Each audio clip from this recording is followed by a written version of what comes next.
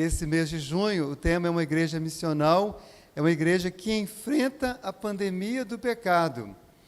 Então, durante todo o mês, as próximas pregações, nós vamos falar sobre a pandemia do pecado, como a igreja enfrenta a pandemia do pecado. E hoje, agora, vou pregar sobre o tema compreendendo a gravidade da pandemia do pecado. E antes de ler o texto, aliás, eu não lerei o texto logo no início, eu lerei enquanto vou expor o texto, então permaneça aí com a sua Bíblia aberta até o final da pregação.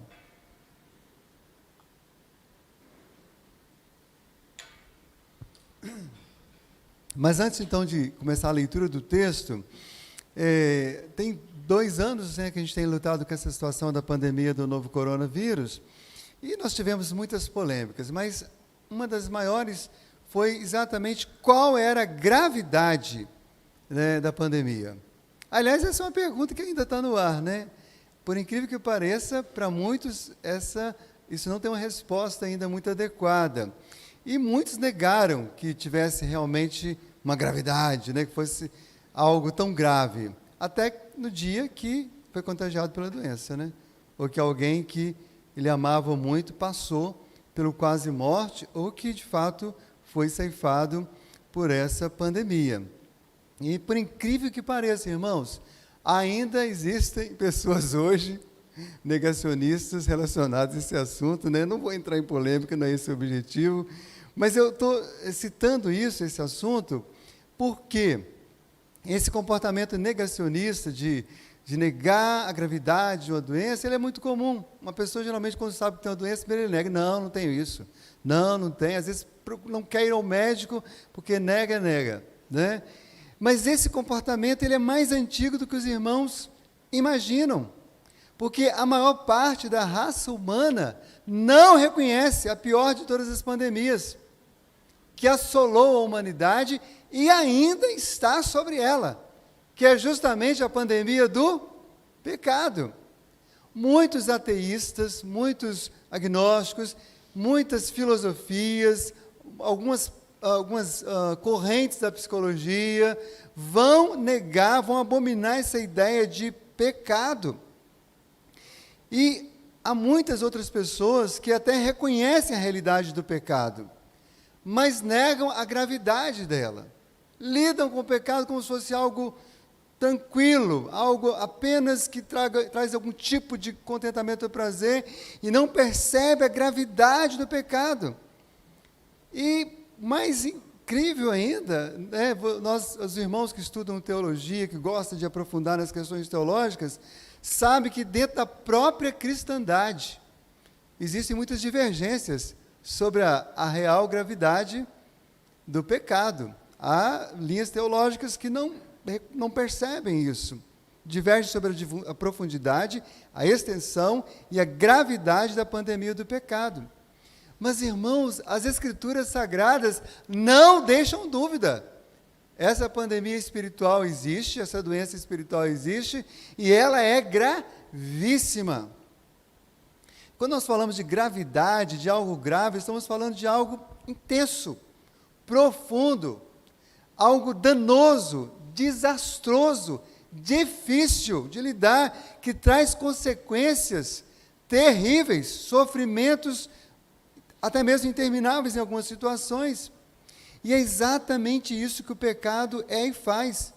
Irmãos, não existe nada pior na vida de um ser humano quando ele está dominado pelo pecado. O pecado destrói a vida das pessoas, mais do que qualquer pandemia. Mas o que é pecado? E aí vamos recorrer primeiro, de forma objetiva e reformada, a uma resposta que está nos nossos símbolos de fé, da nossa denominação. Pecado é qualquer falta de conformidade com a lei de Deus. Se está transgredindo a lei de Deus, é pecado. Se está transgredindo aquilo que Deus ordenou à criatura racional, ao ser humano, é pecado. Mas, falando em outras palavras, a doença do pecado diz respeito à incapacidade humana de obedecer a Deus. O pecado aponta para a inclinação natural e maligna, contrária ao caráter santo de Deus, contrária ao caráter justo de Deus, contrária à perfeição do nosso Deus. Na verdade, o pecado tem a ver com a rebeldia da criatura contra o seu Criador, a rebeldia do servo para com o seu Senhor. Pecado é errar o alvo, o principal alvo, que é glorificar a Deus e gozá-lo para sempre. E é interessante porque mesmo quando você faz coisas boas e certas, se perde o objetivo de glorificar a Deus, se esse objetivo não está à frente, pode se tornar pecaminoso. Isso é algo que a gente precisa estar sempre lembrando. Nosso culto, embora esteja liturgicamente correto, se de alguma forma nós queremos roubar a glória de Deus para nós, pode se tornar uma afronta ao nosso Deus. Então, uma igreja missional, irmãos, ela não nega a realidade do pecado. Tem muitas igrejas crescendo e enchendo, mas simplesmente tirando qualquer conceito de pecado, negando essa triste realidade, aceitando simplesmente que as pessoas vivem na prática do pecado sem qualquer constrangimento.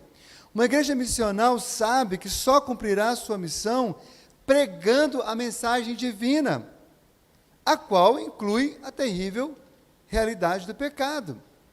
O verdadeiro evangelho de Cristo, irmãos, não anuncia somente a boa notícia da salvação.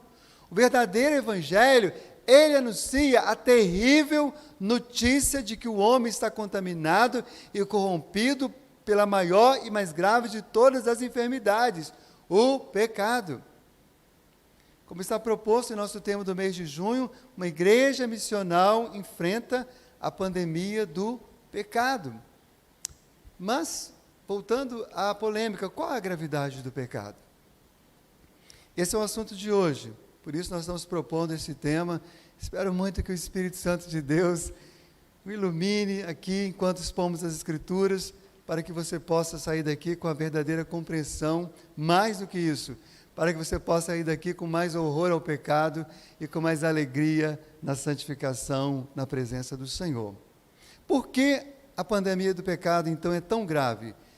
Olhando para esse texto de Romanos 3, 9 a 26, nós vemos 4 razões pelas quais a pandemia do pecado é gravíssima. Em primeiro lugar, é grave porque alcança todos os seres humanos. É grave porque alcança todos os seres humanos. O irmão se lembra que no início da pandemia tinha aquela coisa, não, é uma epidemia ou uma pandemia? Qual a diferença, né? Mas basicamente, pandemia tem a ver com um termo grego, pantos, que fala de todo, é todo mundo, todo lugar, tem a ver com a extensão, né, da epidemia, da doença, do contágio. Então, pandemia porque envolvia todo mundo. E no que diz respeito à pandemia do pecado, é exatamente isso que a Bíblia ensina. Confira comigo aí, Romanos capítulo 3, versos 9 a 12. Nós leremos esse trecho sustentando essa afirmação. Que se conclui?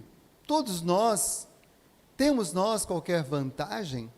Não, de forma nenhuma, pois já temos demonstrado que todos, tanto judeus como gregos, estão debaixo do pecado.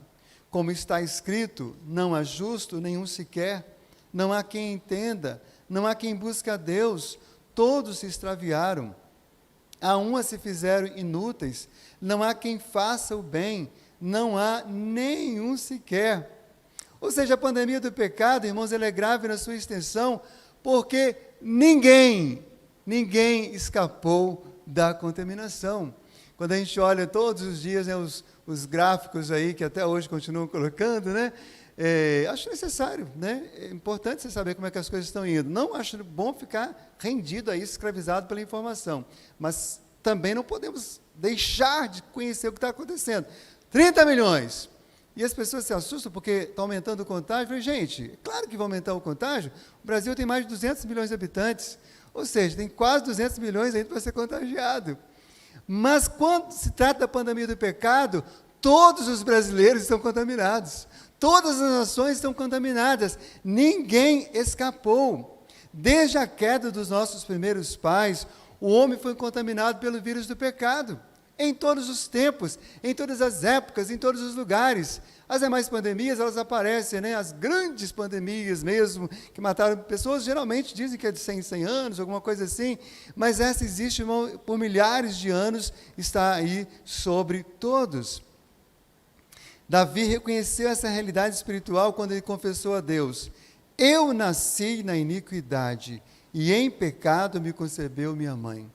Graças a Deus, né, nós vimos muitas crianças sendo geradas durante a pandemia, e louvado seja Deus, nasceram sem problema, né? A maioria, louvado seja Deus, não tem o vírus, ou estão tranquilas quanto à contaminação, mas quando se trata do pecado, meus irmãos, diz as Escrituras que nós já nascemos contagiados de alguma forma, né? Quem sabe, quem tem um bebê sabe disso, né? O bichinho chora, né? Tem nascido muitos bebês nesses últimos dias, né? Eu e Magna não temos dado conta de visitar todos, mas vamos visitar até as próximas semanas aí. Mas ele já lá com 10 dias já está dando trabalho para o pai, né? Porque se está com fome, chora. E se demora, chora mais, né? E se está com dor, também chora e vai para fora, ainda faz umas pirracinhas, né? E a gente viu uma situação especial de um casal muito querido, mas que tem uma filhinha mais velha, e que a filhinha ficou enciumada. E o que ela fez, aquela pecadora? Bateu no bebezinho, e aí a mamãe e o papai teve que chegar, e eu achei muito legal, porque chegou e falou: olha, isso é pecado, isso não agrada a Deus, isso não é bom, isso e tal, e orou com ela e conversou. Claro que tem questões emocionais, teve que cuidar, família muito sábia, tomaram algumas decisões para diminuir o impacto, né? Então, eu nasci na iniquidade, em pecado me concebeu minha mãe. Um dos aspectos da doutrina da depravação total, essa é uma doutrina bíblica reformada, é que 100% da humanidade foi, é e será atingida e prejudicada pela pandemia do pecado. Observe, irmãos, nesse texto que nós acabamos de ler, as palavras repetidas aqui: todos, todas, nenhum sequer.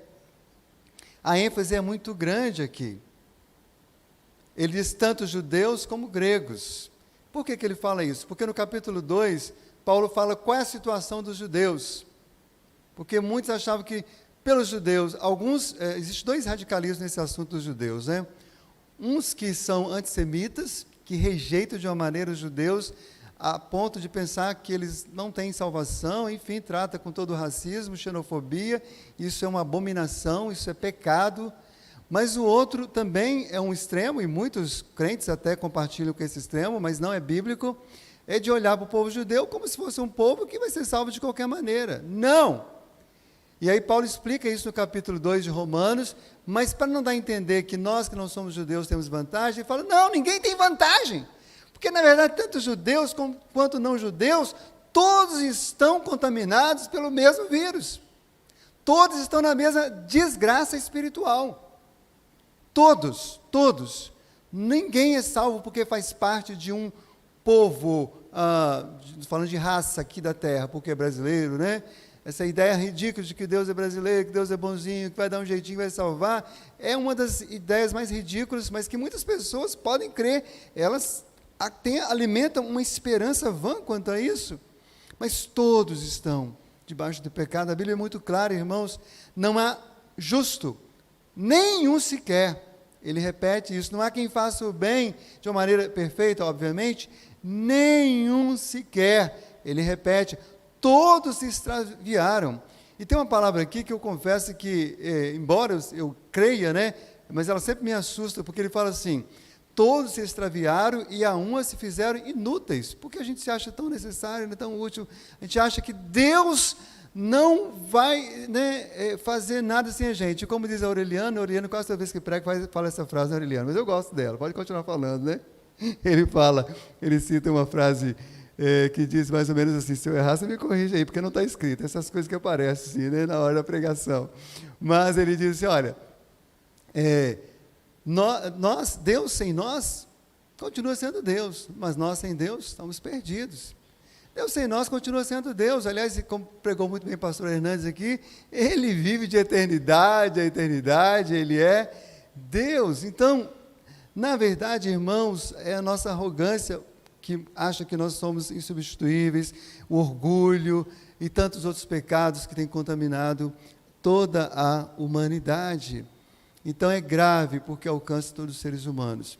Mas lá no seu condomínio, lá na sua família, tem gente que se acha muito bom, viu?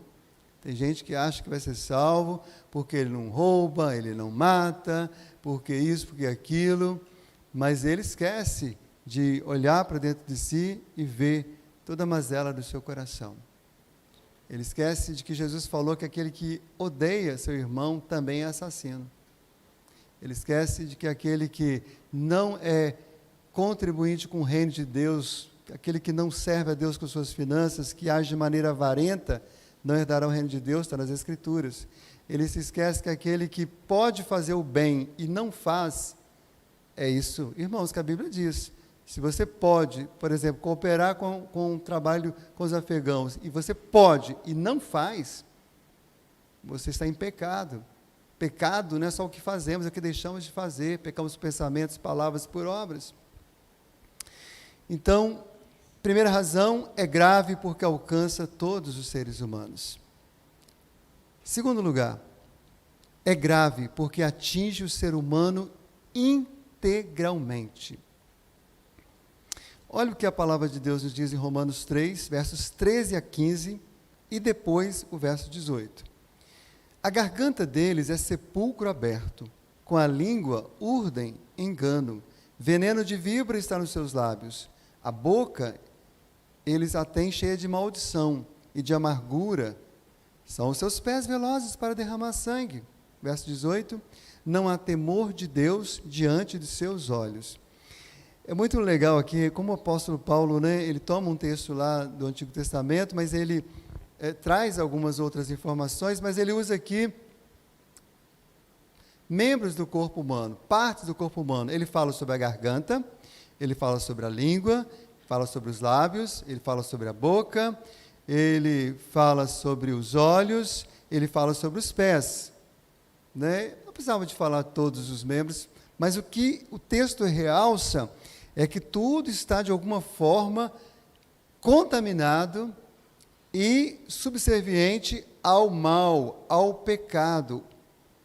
Irmãos, o vírus do pecado não apenas contaminou todos os homens, mas também contaminou o homem todo. E esse é um outro aspecto da doutrina da depravação total, que, infelizmente, muitos evangélicos não reconhecem. Isso é um fato, tá? Mas é bíblico. A doutrina cristã, ela ensina claramente, meus irmãos, que tudo está contaminado, corpo, alma e espírito. Como lembrou também o pastor Hernandes hoje aqui na mensagem, esse dualismo de muitas religiões que diz que a alma é boa, mas o corpo é mau, isso não é verdade. O espírito é bom, mas a matéria é má. Não, na verdade, assim como antes da queda, tudo era bom, depois da queda do pecado, tudo é mal. Corpo, alma. Corpo e alma foram corrompidos. Os irmãos que estudam psicologia sabem, quando fala da psique humana, você vai tratar com a pessoa num momento de aconselhamento. Eu não sou psicólogo, mas faço aconselhamento semanalmente, vários, Então a gente lida muito em ouvir as pessoas, entender as suas emoções, entender como ela pensa, entender as suas vontades, que são os 3 aspectos da alma humana, vontade, emoção e intelecto. Mas a Bíblia é muito clara, irmãos, a vontade foi corrompida, alguns ainda acreditam que o homem tem pleno livre-arbítrio, mas na verdade não tem. O livre-arbítrio do ser humano é escravo do pecado, está corrompido. É como um animal que come carniça, que come coisa podre. Ele, mesmo vendo uma carne, uma comida boa, saborosa, a sua natureza o inclina para aquilo que é podre, para aquilo que não presta, para aquilo que cheira mal. Então a sua vontade, a sua natureza está corrompida, e assim está o homem, corrompido na sua vontade, nas suas emoções, no seu intelecto e no seu corpo. Jeremias, o grande profeta, chorão, que compartilhava, que reconhecia as mazelas suas do seu povo, ele exclamou: enganoso é o coração, mais do que todas as coisas, e desesperadamente corrupto. Quem o conhecerá? Essa ideia muito comum, né? Não, siga o seu coração, cuidado. Muitas vezes, se o seu coração está rendido a Cristo, aleluia, vai dar certo, é agradável a Deus. Mas quantas vezes o nosso coração, seguimos nosso coração, e ele está rendido a alguma agenda oculta, algum sentimento que nem você conhece, que está lá no profundo do seu inconsciente. E todos nós sabemos, a ciência tem demonstrado isso, quantas coisas tem dentro da nossa cabeça, nas nossas memórias, ou fora delas, ou lá no inconsciente, que a gente nem imagina, está conduzindo a pessoa a decisões, a emoções, né, que ele nem percebe, por causa dessa pecaminosidade que atinge o ser humano integralmente e totalmente. Por isso, irmãos, que a gente crê na redenção também completa de todo ser humano, inclusive da sexualidade, dos relacionamentos. E à medida que um cristão está vivendo de acordo com a palavra de Deus, ele vai, pelo poder de Cristo, vendo também essa redenção aonde ele está, no seu trabalho. As coisas vão mudando, porque como tudo está corrompido, Deus também vai transformando tudo à medida que a obra da graça avança na vida de uma pessoa. É por isso também, irmãos, que mesmo você que já anda com Jesus há tanto tempo, não pode abandonar os meios de graça. Sabe por quê? Porque o pecado ainda luta contra você. A carne ainda milita contra o Espírito. É preciso que a gente precisa continuar lendo a Bíblia, orando ao Senhor, frequentando os cultos, participando, porque nós somos atingidos de uma forma muito violenta. E esse processo de santificação e transformação, de purificação, ele começa no dia que você se rende a Cristo, mas ele só encerra no dia da sua morte, ou no dia da glorificação, no dia da gloriosa volta de Jesus. A boa notícia está lá em Filipenses 1,6. Aquele que começou a boa obra, ele há de completá-la até o dia de Cristo Jesus. Amém? Então não desiste.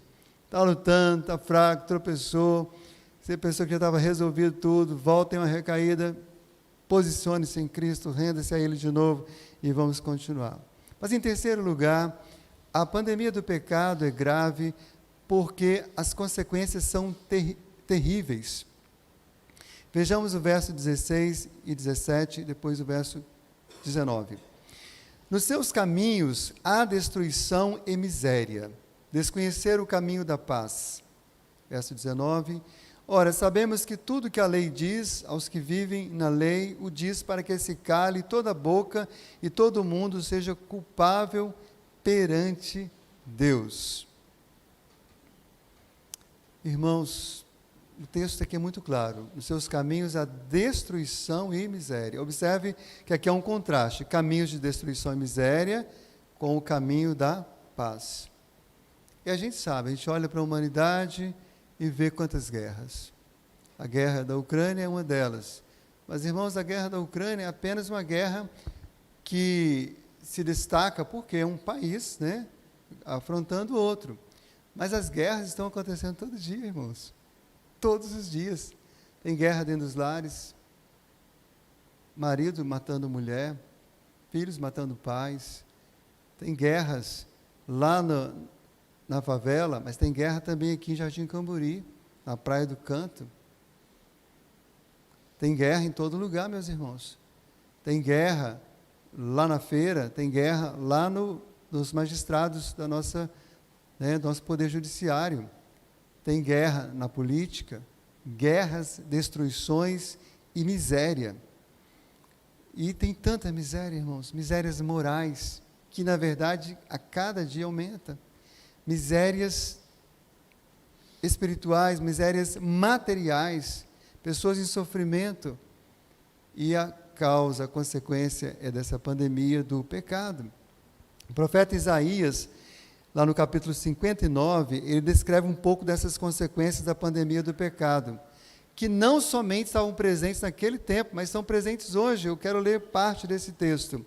Ele diz assim, primeira consequência, as vossas iniquidades fazem separação entre vós e o vosso Deus, e os vossos pecados encobrem o seu rosto de vós para que vos não ouça. Pecado afasta você de Deus. Por mais que você declare que ama a Deus, que queira estar na presença de Deus, se você não reconhece os pecados, não se arrepende deles, permanece com o coração duro, perde a intimidade com o Senhor. Apalpamos as paredes, diz Isaías, como cegos. Irmãos, é exatamente assim que está vivendo esse povo. Como os que não têm olhos. Andamos apalpando. As pessoas estão sem direção. Tropeçamos ao meio-dia, como nas trevas, e entre os robustos, como mortos. É o que a gente vê todo dia. Todos nós bramamos como ursos e gememos como pombas. Esperamos o juízo e não há. Nós temos esperado justiça, a salvação, e ela está longe de nós. E esse é um texto que descreve tanto do que nós temos visto hoje neste país, e aqui eu sei que tem irmãos que são pessoas que procuram ser muito honestas no seu trabalho, em todas as áreas, né? Todas as áreas, o trabalhador, ele é tentado a ser desonesto. Qualquer área, seja o médico, seja o pastor, seja o advogado. Mas os irmãos que lidam com o direito, né, com a questão, eu falo porque eu ouço isso deles, né, como você precisa se esforçar para poder manter ali a linha, e quando você vê que o outro não mantém a justiça, é o que está escrito em Isaías 59, 14 e 15. Olha o que ele diz, se não descreve o que nós temos vivido. Pelo que o direito se retirou. Irmãos, do direito. O direito se retirou. A justiça se pôs de longe.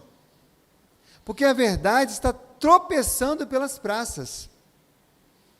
Aliás, nesse ano político, o que mais vai acontecer é a verdade tropeçar, né? É a verdade ser esquecida. Todos nós, sim, a verdade sumiu, ele diz, continua dizendo. E quem se desvia do mal é tratado como presa. Ô, gente, quem é que não passou por isso? Você estava ali tentando fazer a coisa, se desviando do mal, mas é tratado como se fosse presa e vai ser pego. O Senhor viu isso, mas diz a Bíblia, o Senhor viu isso e desaprovou não haver justiça. Irmãos, Deus não aprova, ele diz que ele vê e ele desaprova o não haver justiça. E falando sobre os fins dos tempos, a Bíblia fala da multiplicação de duas coisas. Eu costumo dizer que essas duas multiplicações é uma mistura bombástica, explosiva, terrível. Quando você lê lá no livro do profeta Daniel, ele diz que muitos esquadrinharão, muitos vão aprender a pensar, escrever, estudar, pesquisar, e o saber se multiplicará. Gente, nunca houve tanto conhecimento. Nunca o conhecimento esteve tão acessível. Muitos estão esquadrinhando. Qualquer pessoa, mesmo que nunca fez uma faculdade, se ele for um bom autodidata, ele consegue esquadrinhar, pensar e tal, né? O conhecimento aumenta, está multiplicado de uma maneira muito forte. Só que a Bíblia também diz, o próprio Cristo disse em Mateus 24, 12, e por se multiplicar a iniquidade, o amor se esfriará de quase todos. Então, quando o saber multiplica, a iniquidade multiplica e o amor esfria, o que vai acontecer? Todo o conhecimento, todo o saber vai ser usado para o mal, para a destruição. Não sou contra o conhecimento, não, louvado seja Deus. Aliás, eu preguei lá no acampamento dos jovens que eu acredito que o conhecimento do bem, das coisas boas, serão levados para a eternidade. Mas o que nós estamos mostrando é que a pandemia do pecado, ela traz essa terrível consequência. Ela não impede o conhecimento, mas ela faz com que ele seja usado de maneira maligna. Eu recebi um amigo essa semana lá em casa, alguns conhecem, o Silvio César Godinho, ele é engenheiro químico na Petrobras, morou aqui, voltou para o Rio, veio aqui resolver uma situação de trabalho e nos visitou. E ele está fazendo doutorado na Unicamp, no Unicamp, lá em Campinas, e aí ele está trabalhando a questão do, deixa eu ver se eu não falo besteira aqui, do hidrogênio. de criar um combustível a partir do hidrogênio. Olha só, hein? Que tem a ver com a água, né? Hidrogênio, né? H2O e tal. E aí eu brinquei com ele assim, pois é, só não pode você acabar de ter a sua invenção, né? E alguém roubá-la para o mal, como aconteceu com a bomba de nitrogênio, quando aconteceu, né, com tantas outras descobertas. Irmãos, nenhum de nós devemos nos contentar, nos conformar, nos alegrar com todo o mal que existe ao nosso redor. Mas nós precisamos ter consequência, que a principal razão é que são consequências da pandemia do pecado. Precisamos, sim, de políticos melhores, de educação melhor, de tudo melhor que puder neste mundo. Não sou contra, ao contrário, precisamos ter mesmo. Deve estar a serviço das pessoas. Mas se os corações não são transformados, as pessoas vão continuar se matando e matando umas às outras. Este é o mundo que a gente tem vivido por causa da pandemia do pecado. Em quarto lugar, eu quero considerar com os irmãos que a pandemia do pecado é grave porque ninguém pode curá-la, a não ser Cristo. Na pandemia do novo coronavírus, né, a grande, né, que praticamente foi idolatrada por muitos, foi exaltada, né, embora nem sempre ela estivesse falando, mas as pessoas falavam em nome dela, foi a ciência. Não, a ciência tem a última palavra. Eu concordo, numa situação médica, numa situação de doença, não é político que tem palavra, óbvio, não é juiz, não é nem eu. Tem que ser, a ciência ela tem o seu lugar, e biblicamente a ciência, o conhecimento, tem o seu lugar. Mas ela é limitada. Está aí, né, cientista, tentando, existem tantos questionamentos, e oramos para que Deus ilumine e conceda misericórdia aos aqueles que inventam, para poder realmente nos ajudar. Louvado seja Deus por isso.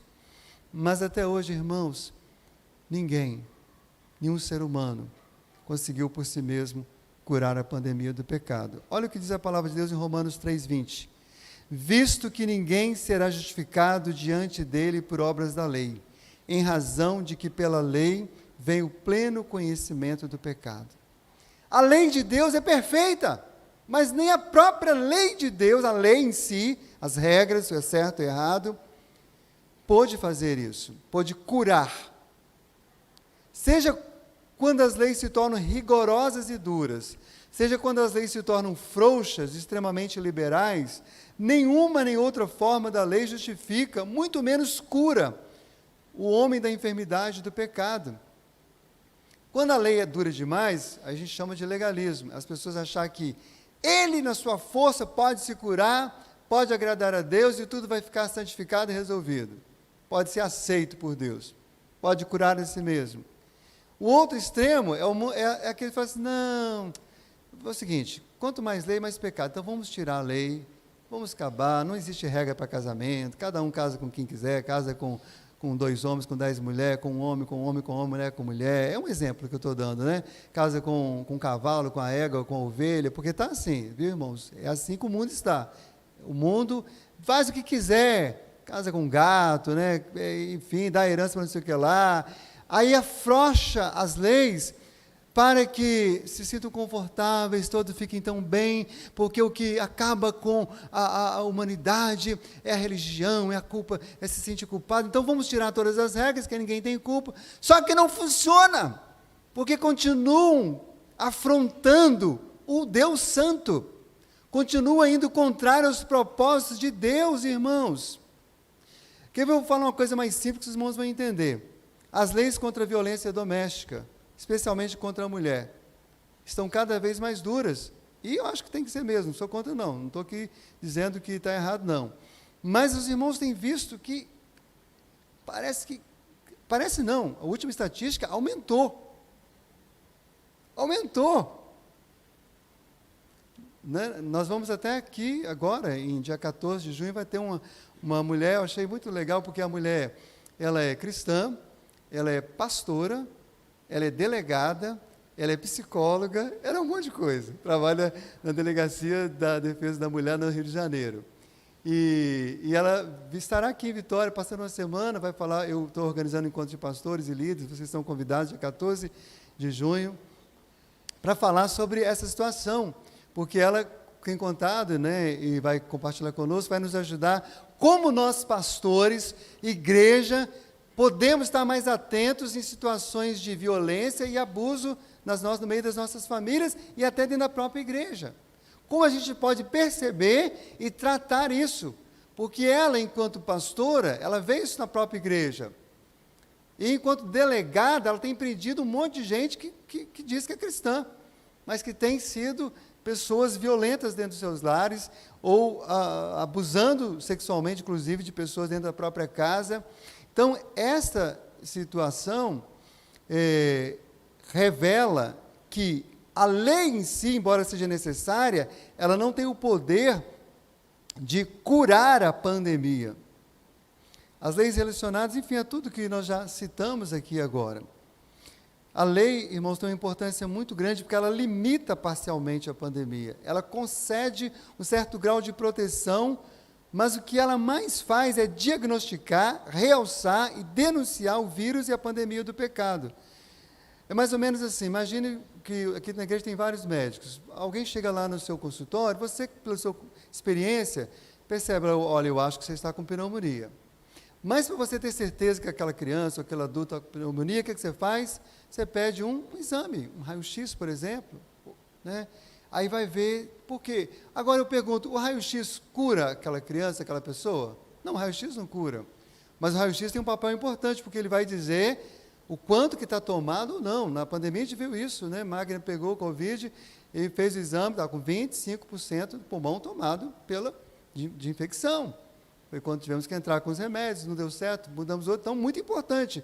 Mas o exame não curou, então a lei é como um espelho, é como um exame, é como um aparelho que a gente se coloca diante da lei e a gente vê, tem uma doença aqui.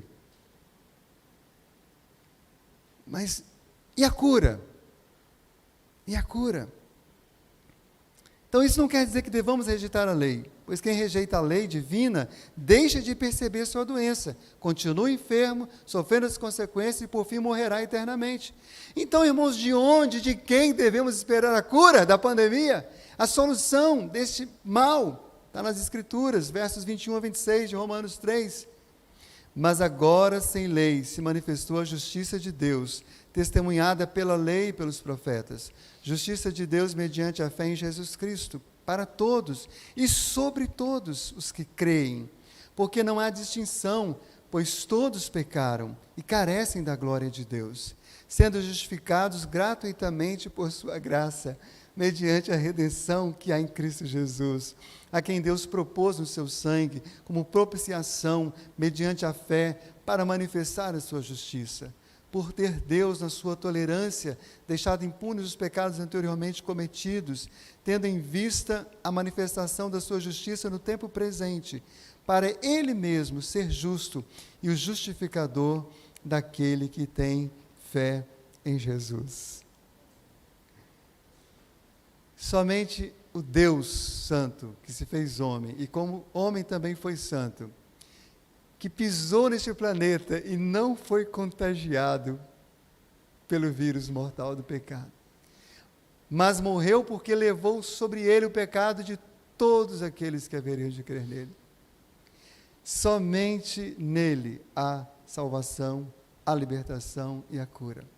Sim, nós cristãos ainda lutamos, como falamos, é um processo de santificação, mas todos aqueles que estão andando com Jesus sabem quem eles eram antes de Jesus, quem eles são agora.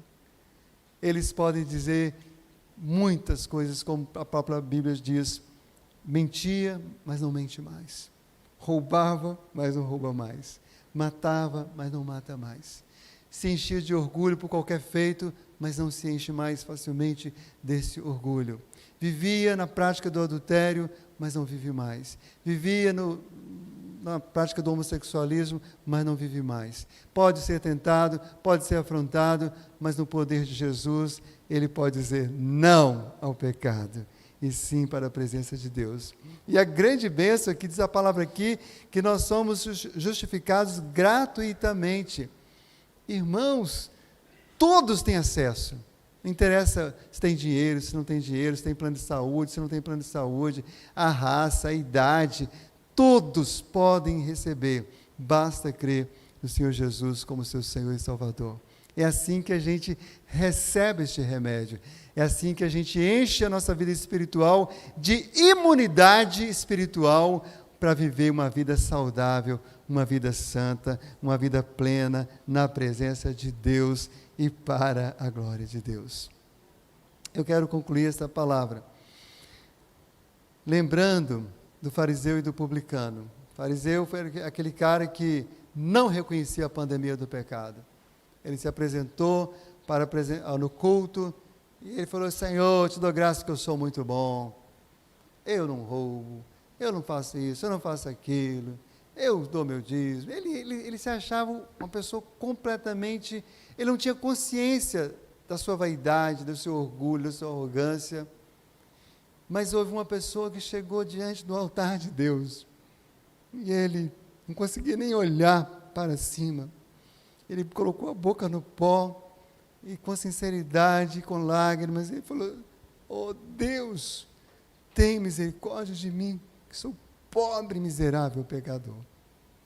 Ele reconheceu não somente a realidade da pandemia do pecado, a sua contaminação espiritual, mas ele percebeu a gravidade e ele se humilhou e ele recebeu a graça de Deus. Jesus perguntou: qual desses saiu justificado? Qual desses saiu já agora fortalecido pela minha graça, perdoado para uma vida de santificação? E a resposta é óbvia: foi aquele que reconheceu a gravidade do seu pecado e buscou a solução no único que pode de fato nos curar, nos salvar e nos libertar. Que Deus assim nos abençoe, que você possa sair daqui, como foi falado hoje, que a sua decisão seja: eu reconheço a gravidade da pandemia, eu reconheço que eu mesmo sou pecador, reconheço os males que o pecado tem trazido na minha vida, no meu coração, nos meus relacionamentos, na minha casa, na minha comunidade, mas eu reconheço que há um Salvador, há um Redentor, há aquele que é o médico dos médicos, que veio exatamente para aqueles que sabem e reconhecem a sua enfermidade e sabe que Ele pode curar. Espero que você creia assim, entregue a sua vida a Jesus se você ainda não fez. E você que já é de Jesus, continue se relacionando com Ele, continue se deleitando nele, para uma vida cada dia mais santa na sua presença, vencendo todo dia a pandemia do pecado. Amém, meus irmãos?